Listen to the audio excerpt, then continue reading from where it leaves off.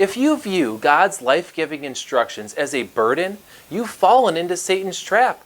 Those who reject the law under the guise of grace willfully ignore that Jesus upheld God's commandments and taught us to do the same. Real grace empowers us to strive for holiness, not to settle in lawlessness. It's like a prisoner who has been set free by a friend, someone who paid the price for their release. That prisoner no longer wants to remain in jail, and their heart overflows with gratitude toward the one who rescued them. Likewise, a true Christian doesn't want to remain in lawlessness or sin, but their desire is to show their love and gratitude to the God who saved them. Now, someone may quote James chapter 2 verse 10 saying, "We're all sinners. If you've broken one law, you've broken them all." Well, that's true. However, that's not an excuse to sin. Think about it. If someone breaks the law by running a red light, does that mean they should stop obeying all the other traffic laws? Well, of course not. Only a fool says, "There's no way I can obey all these traffic laws, so now I'm going to break all of them." Friends, that's lawlessness. Rejecting the law because of human failure is a lie from Satan, an excuse to indulge in sin. This misunderstanding stems from a twisted misinterpretation of the Apostle Paul and his writings. And because Paul uses terms like the curse of the law or under the law, uneducated readers fall into the trap of Satan.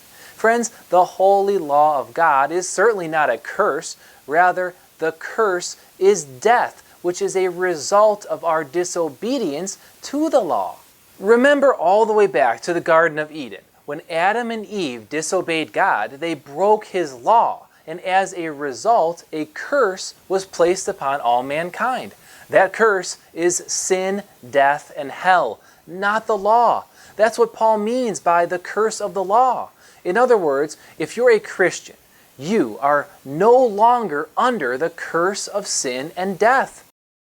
In addition to that, many mistakenly believe that the Bible contains exactly 613 commandments. However, this number was created by Jewish scribes and is not found in Scripture.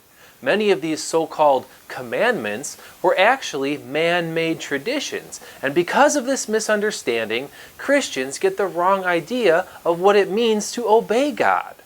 Many also wrongly believe that only the Jews were present at Mount Sinai to receive the law. However, all 12 tribes were there, including Egyptian Gentiles. Here's the key, friends. We must understand that not every command applies to every person. The Torah contains laws that apply to different groups of people based on their roles, circumstances, and identity. For example, some laws are specifically designed for married men, Levitical priests, Israelite farmers, and women. We see the same principle in civil society today.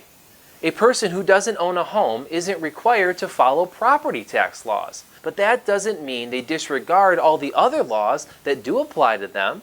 The same is true when it comes to the Bible. We're not required to obey all the commandments, only those that apply to us. And when we're honest with the Scriptures, we see that many of them still apply to Christians today.